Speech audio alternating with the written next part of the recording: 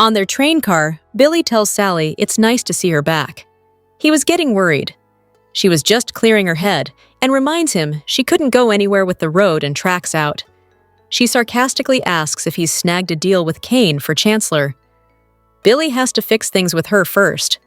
She notices he set up a private dinner for them away from the group and reluctantly agrees to sit down. Billy triumphantly declares that he found her French fries with hot sauce. Sally snips that the distraction thing won't work. It's obvious that he's not willing to hand her Abbott Communications if he takes over Chancellor Industries. She doesn't have a plan B. This is it. Chancellor is consuming his every thought. So where does that leave Abbott Communications? Billy can't get a word in edgewise as she makes her pitch again. He insists he trusts her. She snaps. "The way you trusted Phyllis?" Billy asks her to look under the dessert plate. There's a folded paper with her name on it. Sally opens it and reads. Billy rambles that he was going to send it to her by phone, but there's no internet. It's an agreement saying she'll be in charge of Abbott Communications if he takes over Chancellor. She notes he didn't sign it.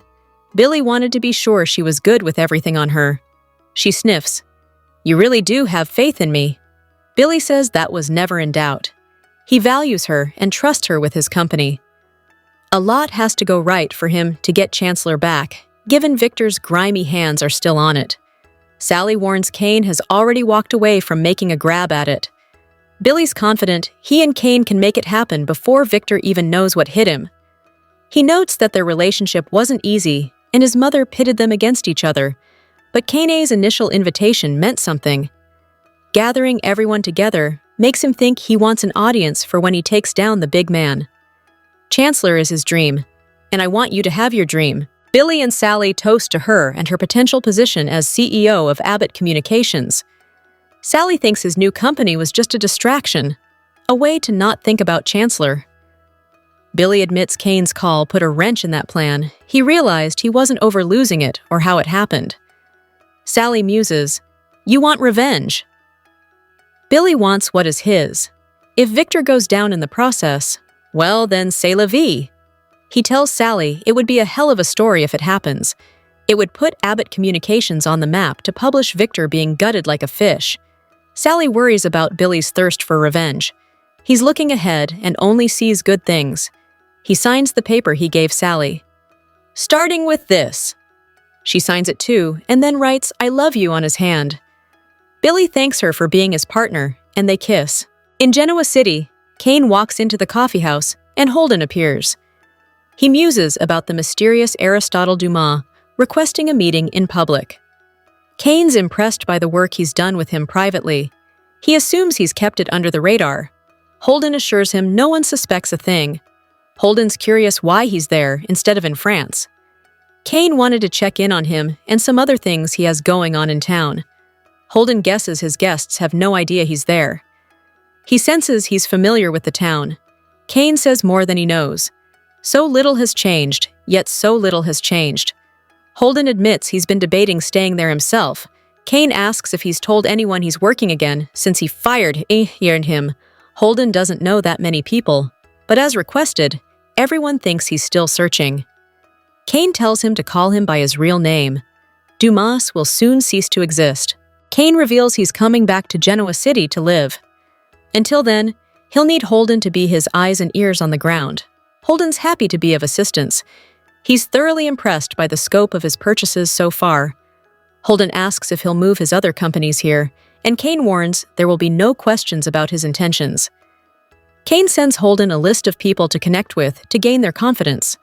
Adam Newman, Chelsea Newman, Mariah Copeland, Claire Newman, Holden reads. He says he's already made inroads with Claire, who is a nice young woman. Cain orders him to make the connections. Just don't let it track back to me. He warns him to be casual, likable, and non-threatening, so there's no reason for people not to take the bait. Holden smirks that making friends is something he excels in. Consider it done. Cain can see he picked the right person for the job. Holden sees the company connections with these people, but nothing other than that. Cain reminds him no questions. He won't tolerate prying. All he needs to know is that he moves strategically, every action meticulously thought out to gain the result he wants. Holden will do whatever he requires, no questions asked. Cain says good. He wants to know everything about his buddy Damien and his relationship with Lily Winters. Holden says Damien is falling for Lily hard. There's zero doubt in his mind that there's an attraction. He's never seen him fall for a woman like this. There's a whole different vibe when it comes to Lily. Cain asks if it's reciprocated. Holden couldn't tell him, but she's the reason he stayed in town and didn't leave his mother and half-brother. He wonders, why do you care? Cain says, Lily and I have history. I feel protective of her, and Damien seems like a player. Holden says the way he feels about her. That seems like past tense. Cain can't take any chance that she'll be hurt. They shake hands, and Cain says he'll be in touch. Once alone, he imagines dancing with Lily to the jukebox and being in each other's arms. Suddenly, Chelsea appears and asks, Cain, when did you get back in town?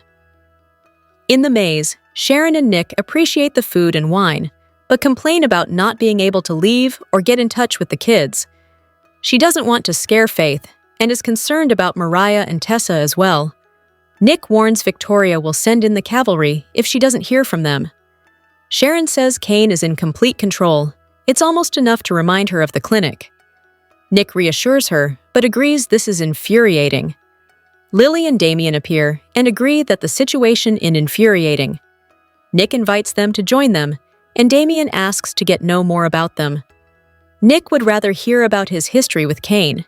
He asks a lot of questions. Damien reveals that he reached out to the up-and-coming business tycoon who was gobbling up companies. His LA connections helped him get his attention. He saw something in him that resonated, and he innately knew he could trust him. Nick points out the Cain he knows is different than the Cain they know. Lily sighs. Damien explains that he and Dumas always communicated by email. He never saw him. He was curious, but there were no red flags. He was a solid boss, but as was mysterious to him as he was to the rest of the world. Lily snarks about Cain hiding behind this persona. Nick wonders why he felt he had to live a lie. Sharon remarks that he came to Genoa City with a con and seemed to reform. But maybe that was a con. Maybe he's reverted to his original persona. Lily finds it hard to hear all of this talk about the man she thought she was going to spend the rest of her life with, but everything they're saying is true. She's asked herself why Cain changed, and how. All he's told her is that one day he'll tell her, and she'll understand. But nothing could make her understand this level of deception. Sharon asks about Maddie and Charlie. Lily needs to get control of her own emotions before she talks to them. If they heard her voice, they'd know something was off. Sharon understands wanting to protect her kids. Lily says it's difficult being forced to face Cain and his stupid games every day. Damien touches her hand. It's okay. Lily agrees with Victor that Cain should stay away from Genoa City. Nick wonders if he's trying to prove something, and to who? Sharon muses about them being trapped there without internet. It's making her uneasy. Nick reassures her. Lily won't leave until Cain gives her some answers.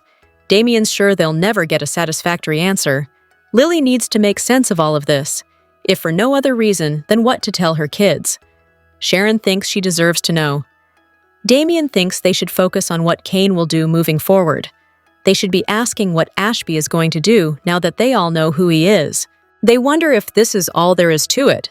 Nick doubts it. Lily keeps going back to his alias. He must have picked Aristotle Dumas for a reason. They go over the Count of Monte Cristo, where the protagonist comes back to town for revenge. Sharon says that's not very comforting. Nick says Cain clearly has an agenda. They all need to be prepared for that. Lily warns that Devon says Cain has claimed that someone there may try to kill him. They all snicker. None of them believe that threat is real. Nick reveals that Cain went to Victor asking for Chancellor, but was turned down. Lily rants about someone being intent on messing with them. Sharon says things could be worse. Lily tells Sharon she's sorry. At least they're not at the hands of a crazed maniac. What's the worst Cain could do? Keep us trapped here long enough to steal all of our businesses in Genoa City? Hello everyone! Welcome back to my channel, Pulse Canvas. It's me, Julie here. I hope everyone is having a wonderful day. Keep watching, so let's dive into today's video. Could Nick's ex have her own agenda? Sharon sure had a lot of questions for Lily on the July 1st episode of The Young and the Restless, didn't she? And the majority of them were about Cain. We realize she's part of the Aristotle Dumas drama, but she really just tagged along with Nick. She doesn't have a horse in the race. Dumas, Cain, isn't targeting her company. So why was Sharon so curious? We think we know. Sharon inherited her company from Cameron. She never had any interest in competing with the two behemoths in town, Newman Enterprises and Jabot. But now that there's a new player on the scene, maybe Sharon thinks Cain could be her partner in really becoming a power broker. Billy has the same idea, but he and Cain had lots of, mostly bad, history. Sharon and Cain don't.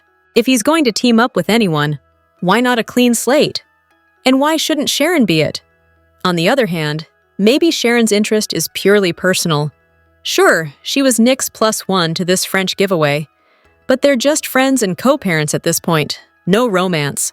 Sharon's other ping-pong man, the one she keeps periodically returning to when she can't think of anything better to do, is Adam, but he's currently besotted with Chelsea, and as long as they have Connor in common, that's a tie no woman will break. Finally, Sharon's most recent husband, Ray, is dead, so she's footloose and fancy-free. Cain could be just what Sharon needs. He could be fun, or he could be something serious. Either way, he would be someone new, and Sharon desperately needs that. Kyle has it too easy. He needs his ex-wife to ruin his life. Kyle should count himself as lucky right now. Summer went to Europe to focus on Marchetti. Unfortunately, Allison Lanier isn't returning to The Young and the Restless anytime soon. Still, we would like to see Summer return in some form, even if it's Hunter King. She could shake up Kyle's world in a way he wouldn't expect. Kyle is still in France with Audra. They were just two of the many people who were invited to Cain Ashby's party that never was. That's because Cain exposed himself as Aristotle Dumas. Needless to say, no one's in the partying mood. They just want to know how to get the heck out of there and head back home to Genoa City, where it seems a little more sane. Back at home, Claire has been having panic attacks. She's struggling with the news that her father, Cole, has Legionnaire's disease. Also, during this time, Claire has grown close to Holden. The two have been drinking a lot together, which could lead to trouble. Summer would be the perfect person to catch them in the act. We know that she loves to stick her nose where it doesn't belong, especially since she doesn't trust Claire. When Kyle's away, Summer would play and find Claire and Holden having too much to drink. She'd snap a picture of them getting cozy and send it to Kyle. Even though he doesn't have access to Wi-Fi or a 5G mobile network, he would eventually get this photo and question his relationship with Claire, which could bring him closer to Audra. But hold on here. Audra hopes to succeed at seduction so she can get her hands on Vibrante. She doesn't mind compromising her morals and values, especially if it gets her what she wants, which is to be a girl boss. However, Summer doesn't feel comfortable about Kyle's close relationship with Audra. She didn't like Audra being around her ex-husband and their son, Harrison, but it's safe to say that Audra doesn't want anything to do with kids. Summer could find a way to shake up this couple as well. She would likely find out about Audra's plan to get close to Kyle and use that against her. We could see her crashing Cain's party. She'd probably show up with Chance and then catch the two strangely close together. Then, she'd probably pull Kyle aside and mention his relationship with Claire. We'd love to see him sweat. He's got it too easy right now. The Nippo baby needs to be taken down a notch, even if it's by his ex. Needless to say, Summer needs to come back. She's the only one who can set Kyle straight. Not even his parents can help him at this point. Michelle Morgan revealed that her on-screen alter ego, Amanda, will have to work hard to prove herself. Amanda will have to work even harder to prove herself as a worthy friend. Right now, it's not looking too good. Her close ties to Cain Ashby have been revealed on The Young and the Restless. Nobody can trust her. She is up against an uphill battle to regain everyone's trust, including Lily. Amanda has close ties to Cain, but we didn't know how close these two were. She made it seem like he was the mysterious man who wrote her checks. Amanda claimed not to know him personally, but we'll see these two working closely together. Amanda crossed a line on Y&R, especially with her friendship with Lily. In an interview with Soap Opera Digest, Morgan teased what's ahead for her on-screen portrayer. Amanda wasn't happy about Cain's reveal. Her reaction doesn't mean she's innocent. That will extend onto Amanda as well, because I think she was being manipulated by two people, Morgan explained. Amanda and Lily have had a pretty good relationship up to this point. So I think that there is a lot of betrayal that she feels on her side, that Amanda didn't just come out and tell her. This will complicate their friendship, no doubt. Amanda will find herself in the middle of the X's. She has to be faithful to Cain because she works for him. But she doesn't want to reveal all of her business dealings. But trying to get Lily to understand that, I think, will be an uphill battle for sure, Morgan said. Elsewhere in the interview, it was hinted that Lily's hate for Amanda will be similar to how she felt about Hillary. Morgan has played both roles and sees a clear difference between Amanda and Hillary. Amanda handles situations differently from her twin. What's been interesting is just playing that kind of angry side, or this person who has to stand up for what she thinks is right in a different way than Hillary. And I think that was harder for me when I first got on the show and became Amanda, Morgan mused. This role has allowed her to channel her inner Amanda. I feel like it just comes off so differently because she's a lot more grounded in the way that she deals with confrontation. She's able to handle these situations because she is an attorney, so they don't feel the same as the Lily and Hillary dynamic when they were angry with each other, Morgan continued. What's next for Amanda now that Cain's been revealed? Will she continue to work for her boss despite the complexity of her relationships? Morgan teased that Amanda would have to prove herself to Lily. She's not sure if their friendship will survive. I know that Amanda is invested in repairing that relationship with Lily, but we'll see where Lily's head's at as the story plays out, she teased. Finally, The Young and the Restless, spoilers for Tuesday, suggest that Billy Abbott will make a promise to Sally Spectra. Is this about her demand to lead Abbott Communications if Billy decides to pursue Chancellor? During the Monday, June 30th episode, Sally made it clear that she wanted something in writing, and Billy seemed hesitant to do so. Will this promise center around a contract agreement once they return to Genoa City? Or will Billy give Sally his word that she'll run Abbott Communications if he's preoccupied with Chancellor? Fans will have to tune in to find out. What are you looking forward to most for Tuesday's show? Comment below. In the recent episode of the CBS soap opera, The Young and the Restless, aired on July 1st, 2025, Cain Ashby returned to Genoa City with a secret plan that involved several familiar faces. His quiet meeting with Holden Novak hinted that something major was in the works, all happening behind the scenes, just how Cain liked it. On the train, Sally Spectra and Billy Abbott worked out through their issues. After a tense talk, they made a business deal that brought them closer, ending with a heartfelt gesture from Sally. Back in town, the Newmans and Lily Winters shared a dinner and discussed Cain's motives.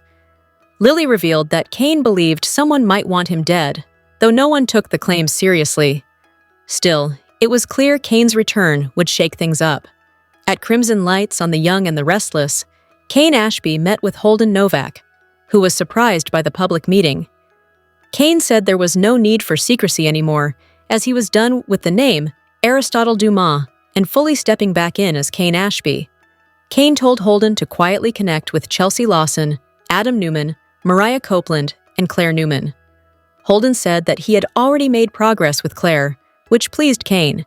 Though Holden asked questions, Cain kept the full plan to himself and told him to stay low-key. Cain then brought up Damian Cain's bond with Lily Winters.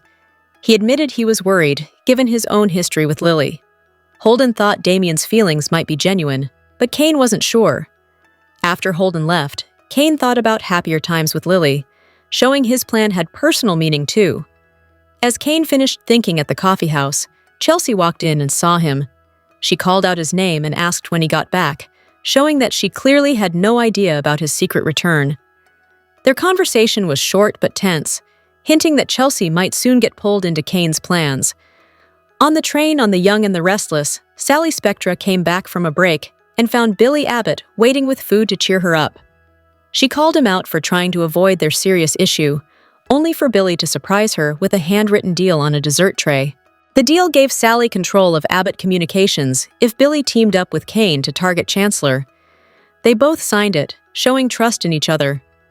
Though Sally still worried about Billy's motives, his faith in her brought back feelings. She wrote, "I love you" on his hand before they kissed, hinting at a possible fresh start.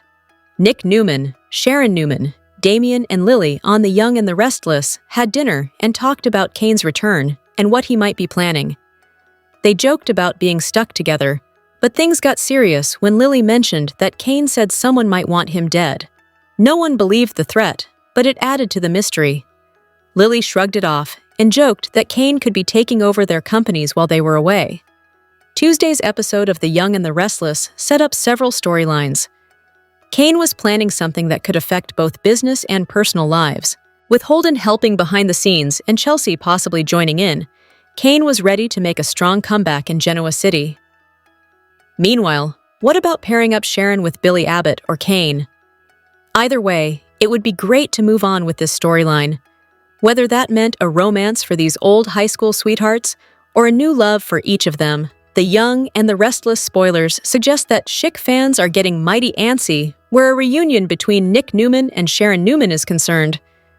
Nick made it clear to Sharon recently that the two make better friends than lovers. With that said, he was quick to ask her to be his +1 for the Aristotle Dumas Cain Ashby party in Nice, France. So, will they or won't they? At this point, it's been well over a year since the soap hinted at a chic reunion. Fans may recall that in January 2024, while Sharon was with Chance Chancellor, she had an odd dream with many eccentric themes. Meanwhile, what about pairing up Sharon with Billy Abbott or Cain? Either way, it would be great to move on with this storyline, whether that meant a romance for these old high school sweethearts or a new love for each of them. The upcoming episode of the CBS soap opera, The Young and the Restless, airing on July 2nd, 2025, will be full of drama, secrets, and big moments. Fans can look forward to intense scenes as some of the show's important characters deal with hidden truths, plans, and unexpected confrontations. From Genoa City to Nice, things are about to get interesting. The main focus of the episode is Cain Ashby's surprise return, which makes Chelsea Lawson very suspicious. At the same time, Amanda Sinclair is working hard to protect secrets that don't even belong to her, which leads to a tense showdown with Devin Winters. Meanwhile, Phyllis Summers discovers something important and quickly starts planning how to use it to her benefit. Cain's surprise return to Genoa City on The Young and the Restless has already caught people's attention, and now Chelsea corners him at Crimson Lights. She's been trying to solve the mystery of Aristotle Dumas, so she's more alert than usual. Cain gives her some excuses, but Chelsea doesn't buy them as she feels like he's hiding something. Trusting her instincts, she decides to get to the bottom of why he's really back. Soon, she plans to tell Adam what she's learned, and together they might start putting the pieces of the Dumas puzzle together. While Chelsea digs for answers in the town on The Young and the Restless, things heat up in Nice, where Devin confronts Amanda about Cain's real intentions. Devin is still upset about Cain's secretive behavior and hopes Amanda will tell him what's really going on. But Amanda doesn't give in. She reminds Devin that because he betrayed her in the past, hence, has no right to expect honesty from her now. Amanda refuses to reveal anything about Cain, even if she knows more than she admits. Her strong loyalty to Cain only makes things more tense between her and Devin, leaving everyone wondering where Amanda truly stands. Back in Genoa City on The Young and the Restless, Phyllis's curiosity might finally pay off. She's great at overhearing things and noticing details that others miss, and this time, she ends up in the right place at the right time. She could overhear Amanda talking to someone or spot a message that reveals Cain is secretly in town. For Phyllis, it feels like she has struck gold, and now she has to quickly think about how she can use this information to her advantage. With her sharp instincts and bold attitude, Phyllis is ready to stir up some serious drama. As Cain avoids questions, Amanda keeps his secrets safe, and Phyllis plans her next move. With several storylines coming together, fans can expect more arguments, changing alliances, and rising tension in the days ahead. Wednesday's episode kicks off some major drama, and the secrets revealed tomorrow could turn into scandals next week. Is Amanda keeping a secret child from Devin on YNR? Amanda's return has created excitement on The Young and the Restless. The lawyer's partnership with Cain certainly has raised eyebrows. But Amanda could be keeping another big secret, one that will impact her ex-boyfriend Devin. When Amanda left Genoa City in 2022, it was with a broken heart. She had just returned home from visiting her mother when she caught Devin and Abby having sex. Devin attempted to smooth things over with Amanda, but failed. A devastated Amanda broke up with Devin, then left town. In the years since, Devin and Abby have married. Meanwhile, Amanda has continued with her career and made several returns to Genoa City. Every time Amanda returns, she runs into her ex, and it's obvious she still has a grudge over Devin's betrayal. But is Amanda keeping a big secret from Devin? One fan, Alicia Chu, believes that Devin left Amanda with more than a broken heart years ago. Alicia suggested that Amanda was pregnant when she left town and gave birth to a daughter. Although it seems far-fetched, on Y&R, anything is possible. Amanda having Devin's baby would be a huge twist. Since Amanda was upset about Devin and Abby's affair, she decided to punish him by not telling him about the baby.